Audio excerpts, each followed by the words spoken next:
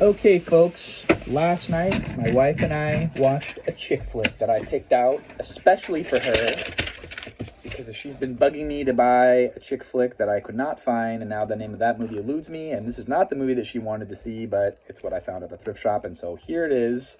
1988, I would say it's a classic of the 80s, romantic comedy genre, Mystic Pizza, and I feel like this DVD box is unfair. This is a 2001 copy. They should have used the 1988 VHS release, which to me pays fairly more homage to all of the characters. Here now, this movie is basically they're showcasing Julia Roberts. This is her second film. Her first one was a made-for-TV movie, but this is her first theatrical release. Roger Ebert at the time was saying that this is going to be a movie that showcases stars before they were megastars, and sure enough, Julia Roberts was and is an A-list actress or actor. I don't know. Hour and 44-minute runtime. It's the directorial debut of Donald Petrie, which I have reviewed one of the movie here on the channel, and I'll put the link to that in the description. Richie Rich, one of my childhood classics. I did not realize this movie is rated PG though, child friendly. This is R. Lots of profanity. They're in the Northeast. Didn't really do...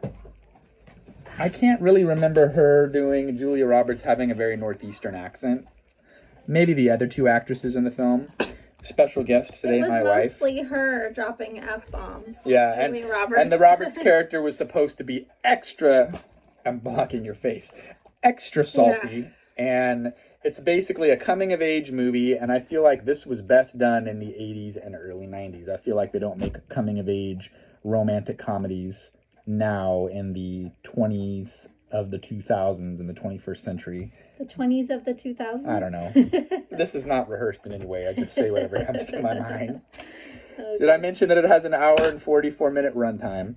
Okay, so it's based off of the real-life town in Connecticut called Mystic. It was not filmed there. It was filmed around there. And it's based off of a real-life pizza place called Mystic Pizza. Their tagline is, "A little slice of heaven." And the tagline for the original movie poster was a romantic comedy with the works, playing off of the fact that pizza you can get at the works, all the crap. I don't eat olives and mushrooms, so there will be no works pizzas for me. Pepperoni and cheese only. That was a cute tagline. I like that. That was a good idea. I loved the way the lighting and everything, the fall time period of this film. It was filmed around October, I believe, and it had a $6 million budget, and it grossed $14 million at the box office, so it wasn't like breaking records, but it was successful. Matt Damon's first appearance in a motion picture as the brother of the Julia Roberts love interest.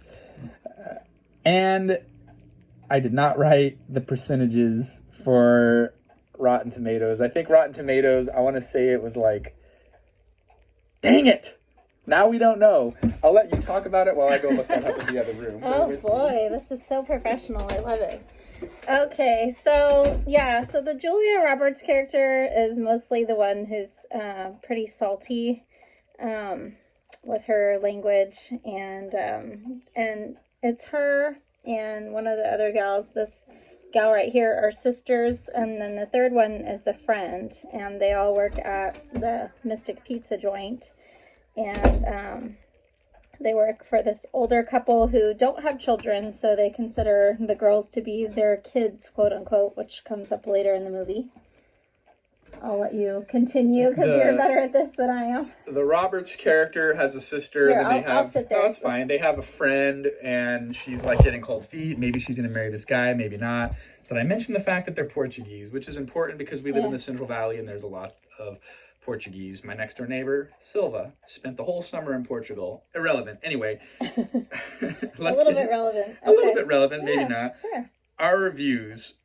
I was like, meh, and then I kind of ended up, after the whole culmination of the movie, there's one very pivotal scene, sister crying and sobbing after a tragic experience, very poignant. I was satisfied with the ending of the movie. It made me feel good. I am 4 out of 5 in this movie. I think it's an 80s classic, and I'm sure it is because I've heard about it for years, but I just never watched it. Rotten Tomatoes, 78%. So they're kind of, they're not over 80%, but Almost I think 80. that they would almost be 80. Yeah. IMDb, 6.3 out of 10, and Google users, 76%. So I'm kind of like, I'm right in there with I the mix thought of them. maybe I thought it was 5 out of 5. I guess the only reason that I'm not 5 out of 5 is, I mean, I know it's kind of indicative of the area or the time. It or was whatever, rated R. You knew what you were going to and get. I know it was rated R, but I just thought some of the language was like a little bit unnecessary. But it kind of makes sense also because her character is kind of the one, like I said, that's the most like salty, and she kind of is one of the most rebellious of like all the characters in a way. So a lot of it's coming from her. But I mean, if it wasn't, I was trying to figure out what was wrong with it, like why I wouldn't give it a 5 out of 5, and I think that might be the only reason, because there's a lot of I feel like there's a lot of tearjerker moments, but like they're genuine, it's not just like to get that emotional factor, like it's real tearjerker moments with the characters, with their relationships. And there's some hard subject matters in there. Yeah, complicated. And there's some, I don't want to give away spoilers, but there's some good lessons, like life lessons in here about how to not set yourself up for heartbreak, basically. So it was important. We were texting with a friend of ours, and she was watching it with us, and I said, because she's a big Gilmore Girls fan, and so are you, and it's almost fall time, and you were wanting to rewatch Gilmore Girls. I was a one watch for me. I did a review on it. I'm not going to watch Gilmore Girls again. But I feel like if Gilmore Girls also takes place in Connecticut, it's revolving around a restaurant. So too, this movie takes place in Connecticut. The sister of the Julia Roberts character is going to Yale. Rory's going to Yale. They have... The sister is not going to Yale, and makes that known that Julia Roberts will not be attending Yale. A Yale woman, but I feel like you could kind of bring these two movies together. Maybe they were influenced, the Palladinos were influenced by Mystic Pizza. I don't know. We'll leave that up to And another fact that's not relevant almost at all, but one of my favorite authors, Caroline B. Cooney, is from Connecticut. So there you go. Lots of good things come from Connecticut, I guess. I'll tell you what, this movie made me very hungry, and I want to go get pizza this afternoon for lunch. So that's what we will be doing. So we have to I don't know if that was the aim of this feature, but it made me really want some pizza. And sadly, I looked up Google reviews and YouTube reviews of the Mystic Pizza. They say it was mediocre.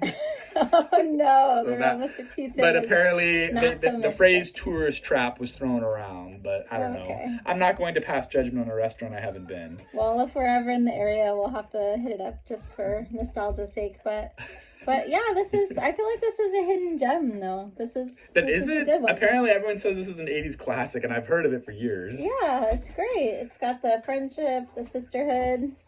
All right, we got people, small humans coming in, so we'll see you next time, folks. All right, bye guys.